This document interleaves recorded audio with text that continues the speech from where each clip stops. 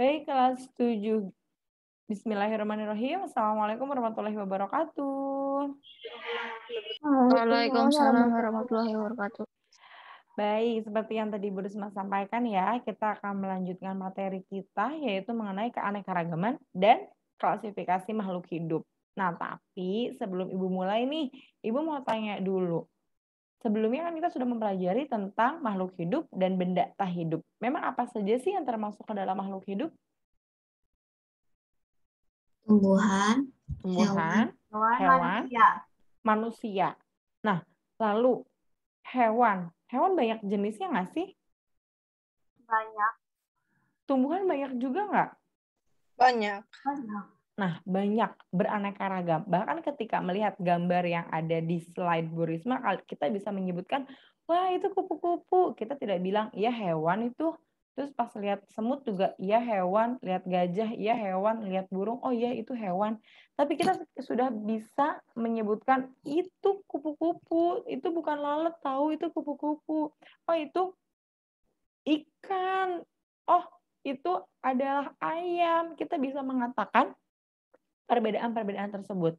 Makhluk hidup yang ada di muka bumi ini sangat beragam. Sebelum kita belajar tentang klasifikasi, kita akan mempelajari dulu keanekaragaman makhluk hidup yang ada di muka bumi ini. Bahkan manusia saja beragam.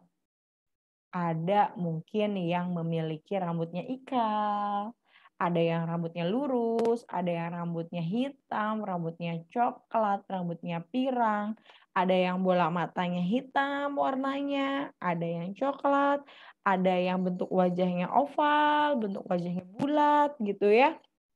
Bermacam-macam, beraneka ragam, apalagi tumbuhan dan hewan. Sangat banyak ragamnya. Nah, kalian setuju kan? Tadi kalau memang makhluk hidup itu beragam? Setuju. Iya. Betul ya, banyak. Mau manusia, hewan, tumbuhan itu beragam. Bahkan manusia nih, anak kembar, bahkan yang kembarnya identik pun kadang memiliki perbedaan. Pasti ada aja perbedaannya. Ya, apalagi misalkan yang kembarnya tidak identik. Itu pasti ada perbedaan. Manusia yang satu dan yang lainnya sudah diciptakan dengan berbagai perbedaan sehingga tidak ada yang sama. Ditandai mungkin dengan sidik jari. Sidik jari kita beda. Padahal kalau kita lihat sidik jari kayak seperti itu saja. Tapi ternyata ini menjadi salah satu perbedaan kita dengan seluruh makhluk hidup atau seluruh manusia yang ada. Ya, manusia saja beraneka ragam. Begitupun dengan hewan, begitupun dengan tumbuhan. Kita ketika melihat bunga bisa menyebutkan, oh ini bunga mawar, ini bunga melati, ini bunga matahari gitu ya. Begitupun dengan ketika melihat hewan, kita bisa lihat ketika ikan saja kita bisa tahu ini ikan koi, ini ikan mujair, ini ikan nila, oh ini ikan gurame, mungkin ini kan lele gitu kan, kita bisa membedakan. Nah, di sini kita nanti setelah mengetahui keanekaragaman yang ada di muka bumi ini, keanekaragaman makhluk hidup, kita akan belajar klasifikasi. Apa sih Bu Risma klasifikasi? Apa sih keanekaragaman? Nah, nanti kita setelah mengetahui keanekaragaman dan klasifikasi, kita akan mengklasifikasikan makhluk hidup. Keanekaragaman itu berarti apa? Perbedaan yang ada. Ya, klasifikasi secara singkat itu adalah pengelompokan. Jadi kalau disebut klasifikasi makhluk hidup, artinya adalah pengelompokan makhluk hidup.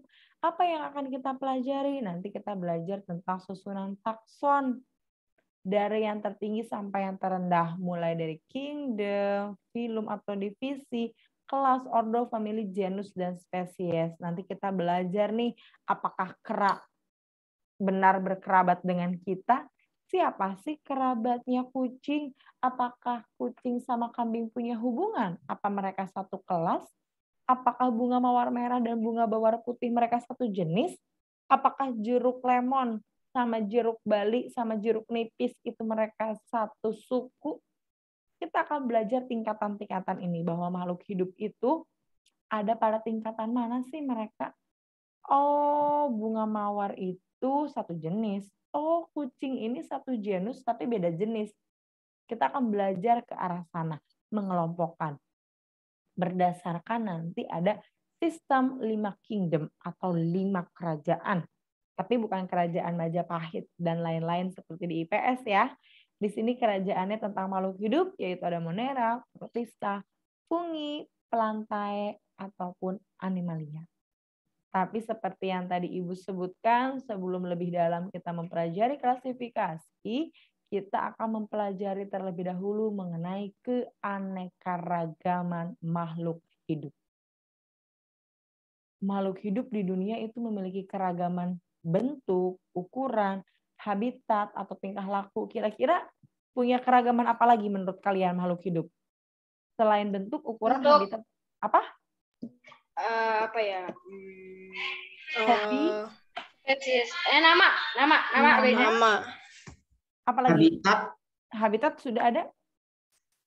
subspesies, Spesies, subspesies, terus keragaman warna kulit, keragaman warna rambut, keragaman warna anatomi tubuh, mata, anatomi tubuh, good job. Ya, masih banyak lagi. Oleh karena itu, manusia berbeda. Makhluk hidup yang satu berbeda dengan yang lainnya. Sehingga perbedaan yang terjadi, nah ini kan makhluk hidup itu beragam nih awalnya. Karena beragam itu, maka mereka memunculkan. Kenapa mereka beragam? Karena ada perbedaan. Dari adanya perbedaan, maka akan muncullah yang namanya variasi. Sekali lagi Bu Risma ulang, makhluk hidup itu beragam. Kenapa mereka bisa beragam? Karena memang makhluk hidup yang satu dengan yang lainnya itu memiliki perbedaan. Karena perbedaan-perbedaan inilah yang terjadi antar individu. Individu itu makhluk hidup tunggal. Jadi perbedaan yang terjadi antar individu berarti makhluk hidup tunggal dengan yang lainnya. Misalkan Bu Risma dengan ibunya Bu Risma.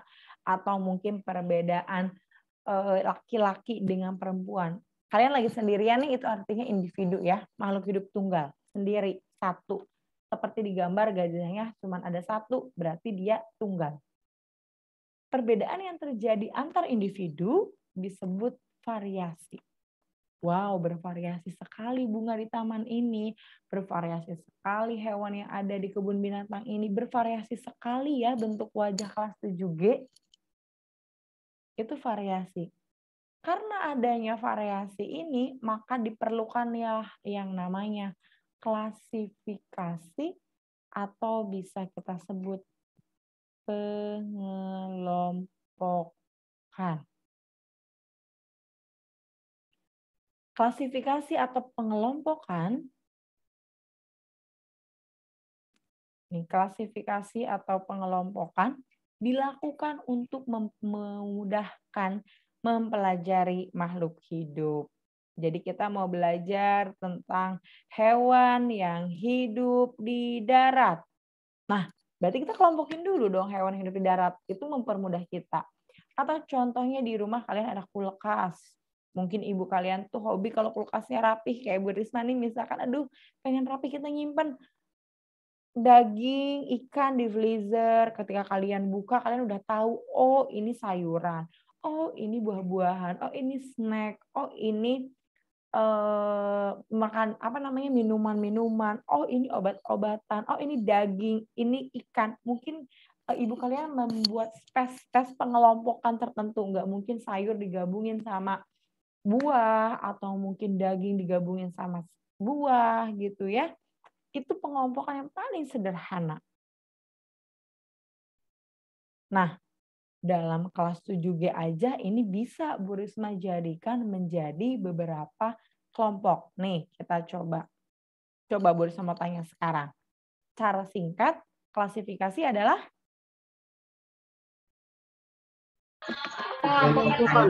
pengelompokan. Pengelompokan tadi terjadi karena adanya perbedaan antara individu yang satu dengan yang lainnya. Oke, sekarang Bu Risma mau coba bikin klasifikasi kelas 7G.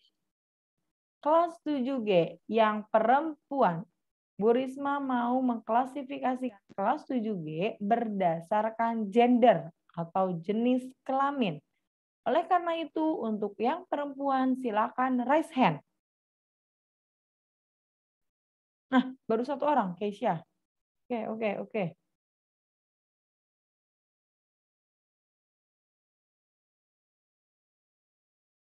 Nah, ada 16 partisipan raise hand. Berarti sisanya 16 orang laki-laki. Nah, ini Bu Risma udah langsung punya nih. Ini adalah klasifikasi tersimpel ya, atau mungkin contoh.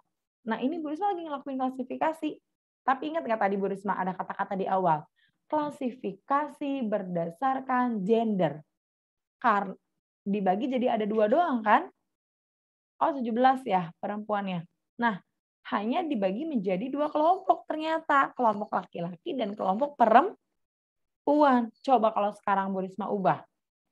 Kelas 7G, boleh lower hand. Oke, tadi berdasarkan gender ada 2 kelompok ya. Sekarang, klasifikasi kelas 7G berdasarkan yang lebih suka sekolah offline atau online. Yang lebih suka sekolah online silahkan raise hand. Sekali lagi Bu Risma mau mengklasifikasikan kelas 7G berdasarkan tadi hobi ya atau gaya belajar. Yang lebih suka online ternyata ada 3 orang. Alisa Bu, Putri. maaf saya Rasen mau nanya. Ya. Tadi aku udah submit ya Bu. Baik, nah, terima kasih Raffi. Berarti Alisa dan Raihan lebih suka online. Berarti di sini ada 2 kelompok juga kan? Tapi anggotanya beda nggak? Beda kan? Kalau berdasarkan gender, tadi langsung perempuan beda laki-laki. Raihan tadi nggak masuk ke kelompok yang perempuan. Tapi ketika sekarang Bu Risma judulnya berdasarkan gaya belajar, langsung ada 2 juga, tapi kelompoknya berbeda. Nah, sekarang sekali lagi. Raihan boleh lower hand. Klasifikasi kelas 7G berdasarkan warna bola mata. Yang merasa bola matanya hitam, raise hand. Yang merasa hitam betul. Coba dilihat dulu di kaca, aku hitam apa coklat ya? Menurut kalian aja deh, nggak apa-apa. Yang merasa bola matanya berwarna hitam, silahkan raise hand. Nah, ini klasifikasi 7G berdasarkan warna bola mata. Oke, ada 14 partisipan yang warna hitam. Oke, berarti Bu Risma bisa simpulkan yang 18 orangnya warna coklat. Nah, tadi Humairah masuk ke kelompok yang ketika perempuan. Tapi Humairah nggak masuk ke dalam kelompok yang tadi suka belajar online. Tapi Humairah sekarang masuk lagi nih ke kelompok yang bola matanya hitam. Karena klasifikasi akan berbeda kelompoknya sesuai dengan apa? Dasar pengklasifikasikannya.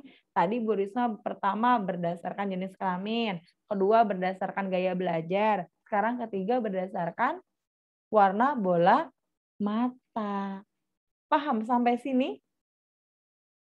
Akan berbeda ketika misalkan Bu Risma ada hewan. Oke, yuk anak-anak kita kelompokkan berdasarkan habitat. Gampang ya. Ikan, burung, sama kucing. Set beda. Tapi setelah itu Bu Risma bilang, yuk anak-anak, hewan-hewan yang di depan kita klasifikasikan berdasarkan warna. Itu akan langsung jadi berbeda kembali ya. Makanya, Bu, kok lumba-lumba satu kelompok sama kambing? Ya karena mereka mamalia kalau berdasarkan cara berkembang biak. Tapi kok kalau berdasarkan habitat, lumba-lumba nggak mungkin dong satu kelompok sama kambing.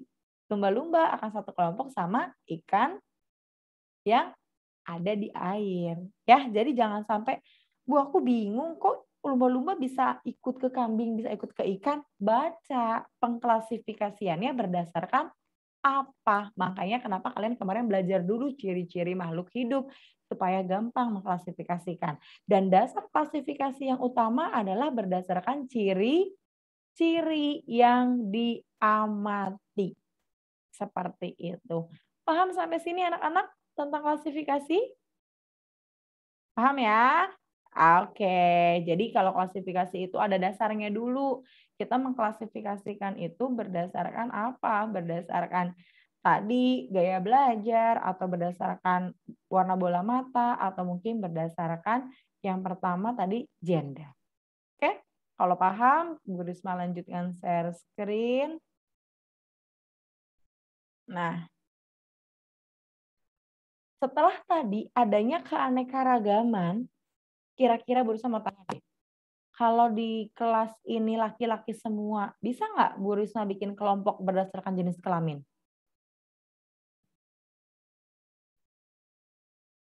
Kalau di kelas U juga isinya laki-laki semua, bisa nggak Bu Risma bikin klasifikasi berdasarkan jenis kelamin? Enggak. Cuma satu ya kelompoknya ya. Kalau walaupun bisa hanya satu aja udah, yaitu kelompok laki-laki. Tapi kalau mau dibikin jadi beberapa kelompok, Bu Risma nggak bisa bikin klasifikasinya berdasarkan gender. Makanya Bu Risma harus cari ciri yang lain. Oke, berdasarkan bola mata. Oke, berdasarkan tinggi badan. Oke, berdasarkan rambutnya ikal atau keriting gitu ya. Ini berdasarkan ciri-ciri. Karena setiap manusia itu unik. Setiap manusia itu spesial, memiliki ciri-ciri yang tidak dimiliki oleh makhluk hidup lainnya. Nah, karena keanekaragaman tadi, karena adanya perbedaan yang memunculkan variasi sehingga harus dikelompokkan, siapa sih pencetusnya? Klasifikasi ini merupakan suatu cara yang sistematis dalam mempelajari objek dengan melihat persamaan dan perbedaan.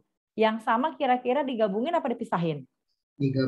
Digabungin kan, kayak tadi yang suka yang bola matanya hitam bergabung, dipisahin sama yang bola matanya coklat. Nih kalau di sekolah seru, berdiri lari-larian gitu. Dulu gurunya berdasarkan tanggal lahir. Jadi kan jadi tahu tuh nanya-nanya kayak gitu ya kalau sekolah offline. Nah, jadi dasar pengklasifikasian itu kita melihat persamaan dan perbedaan. Ingat ya, tapi persamaan dan perbedaan ini dilihat bukan untuk membedakan kita dengan yang lain. Dalam tanda kutip. Tapi memang perbedaan dan persamaan ini yang menjadikan kita beragam. Bahkan kita harus bangga karena diri kita itu tidak ada yang menyamai satupun orang di dunia ini. Makanya kita berbeda dengan yang lainnya. Nah, ilmu yang mempelajari tentang klasifikasi makhluk hidup itu adalah taksonomi. Kemarin kan pas awal biologi udah belajar ya tentang cabang ilmu biologi. Nah, ini cabang ilmu biologi yang mempelajari tentang klasifikasi itu namanya taksonomi.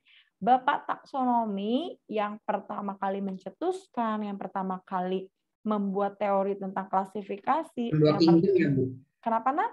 2 kingdom, Animalia sama Plantae. Nah, awalnya 2 kingdom, betul. Tapi sekarang sudah berkembang nih.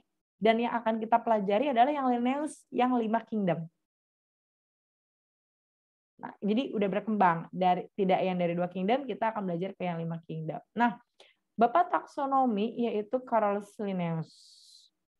Taksonomi menurut Linnaeus itu masih digunakan sampai saat ini teorinya, padahal dia sudah sejak tahun 1707 sampai 1778. Nah, bagaimana sih tahapan-tahapan yang bisa kita lakukan untuk melakukan klasifikasi makhluk hidup? Ini adalah tahapan yang dilakukan oleh Bapak Linnaeus, tapi bisa kita gunakan juga sampai saat ini. Yang pertama, misalkan nih ada gambar. Waktu di sekolah itu Bu Risma waktu itu gunting gambar banyak, terus dikasih waktu berapa menit, kalian harus ngelompokin berdasarkan yang Bu Risma minta. Misalkan oke, berdasarkan warna, berdasarkan habitat, berdasarkan cara perkembangbiakan gitu. Nanti gambarnya dipisah-pisahin.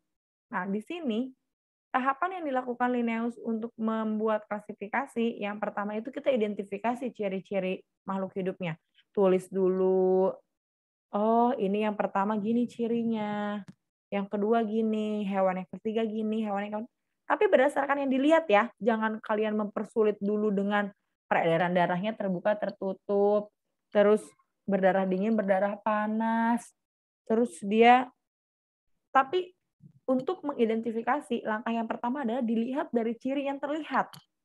Warna, bentuk, ya, alat gerak, anatomi tubuh, itu yang pertama. Jadi yang terlihat dulu saja. Setelah kalian menulis ciri-ciri, lalu kalian kelompokkan berdasarkan persamaan yang ditemukan. Oh, yang satu dengan yang kedua sama ternyata. Kelompokin deh. Nah, setelah kalian mengelompokkan sesuai dengan persamaan yang ditemukan, apabila dalam satu kelompok tersebut ternyata ditemukan perbedaan, maka individu atau makhluk hidup tunggal tersebut kita pisahkan dari kelompok. Seperti tadi, Bu Risma minta kalian berdasarkan bola mata. Pertamanya, kalian, Bu Risma tulis dulu misalkan tadi ciri-ciri gitu ya. Kalau tadi kan bukan Bu Risma yang membagi kelompok ya, tapi langsung kalian yang bisa mengklasifikasikan diri sendiri. Kalau misalkan Bu Risma mau mengamati, Bu Risma tidak akan minta kalian. Tapi Ibu ngamatin dulu satu-satu cirinya. Oh, si ini gini, si ini gini. Yang kedua, oke, kamu kelompok hitam, coklat. Ternyata ada yang keliru. Pas di kelompok yang hitam, ada yang matanya coklat. Maaf, berarti kamu berpindah. Nah, itu adalah proses memindahkan atau mengeluarkan atau memisahkan individu yang berbeda dengan si kelompok tersebut berdasarkan ciri-ciri. Ini adalah tahapan yang akan kita gunakan juga anak-anak untuk membuat klasifikasi makhluk hidup. Tapi nanti ada lagi nih yang bisa membantu kita untuk mengklasifikasikan. Ada nanti namanya kunci identifikasi. Dulu nih pas kuliah, Ibu suka diminta mengident tumbuhan. Dibawa ke hutan, dibikinin trek, cuman dibekelin buku pulpen, ada handphone pun punya fasilitatornya. Nanti kita harus mengidentifikasi nama Latin tumbuhan tersebut. Dari awal sampai atas kan nggak tahu namanya apa, ditulis ciri-cirinya doang. Tumbuhan satu, bentuk daunnya menyirip, warna hijau, tumbuhnya di mana, tumbuhan 2, bentuk daunnya gini, 3. Nanti baru kita cari ada namanya kunci identifikasi untuk membantu kita mengetahui dia tuh namanya siapa sih, gitu. Nah, klasifikasi makhluk hidup, tadi kan setelah tahapan makhluk hidup, itu ada yang namanya urutan takson dalam klasifikasi. Dalam sistem klasifikasi, makhluk hidup itu dikelompokkan dalam suatu tingkatan yang disebut dengan takson. Dalam takson, makhluk hidup dikelompokkan berdasarkan persamaan ciri-ciri yang umum hingga khusus. Bila semakin sedikit persamaannya, maka semakin jauh kekerabatannya. Kayak kita sama kakak kita itu kan kerabat dekat. Kita dengan sepupu kita itu kerabat jauh. Itu dalam hubungan silsilah keluarga. Nah, ini kita akan belajar silsilahnya makhluk hidup. Ini adalah susunan takson, kingdom yang teratas, lalu ke bawahnya filum atau divisio. Filum untuk hewan, divisio untuk tumbuhan. Lalu klasis, kelas, ordo, bangsa, familia, suku, genus, marga, spesies, jenis. Kalau kalian mau bilang harus satu bahasa. Misalkan kingdom, filum, kelas, ordo, familia, genus, spesies. Atau kingdom, filum, tetap ya, bukan hewan atau tumbuhan. Kingdom, filum, kelas, bangsa, suku, marga, jenis. Kalau misalnya di atas sudah Latin, pakai Latin semua. Kalau misalnya Inggris, Inggris semua. Betul, seperti itu ya. Jadi harus konsisten. Nah, contohnya apa? Contohnya, ini dia contohnya. Nah, ini akan ada contohnya untuk tingkatan-tingkatan dari mulai kingdom sampai spesies. Tapi sebelum Bu Risma contohnya, ada yang terlewat sebentar. Nih, Bu Risma mau bahas ini dulu. Bila semakin sedikit persamaannya, maka semakin jauh kekerabatannya. Jadi gini anak-anak, semakin ke bawah, makhluk hidup ini semakin banyak persamaannya. Bu, jangan cepet-cepet, Bu. Saya lagi sambil nyatet, Bu. Baik. Yang semakin ke bawah itu makin banyak persamaan, tetapi jumlahnya semakin sedikit. Oke. Lalu kalau semakin ke atas,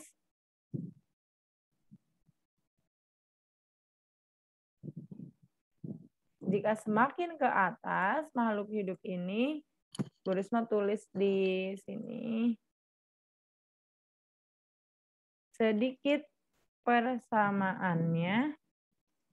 Bu, saya pengen nanya, Bu. Jumlahnya. Bedanya Boleh? Panthera pardus sama Panthera onca apa ya? Yap, Panthera pardus sama Panthera Onca. mereka satu genus, tapi mereka beda spesies. Nanti kita pelajari Tapi kenapa. jenis spesies, Bu. Kenapa, Nak? Jenis spesies, kalau spesies itu langsung dua-duanya. Panthera apa dan apa? Panthera pardus dan Panthera onca. Panthera pardus dan Panthera onca itu mereka satu genus, sama-sama Panthera, tapi mereka beda jenis.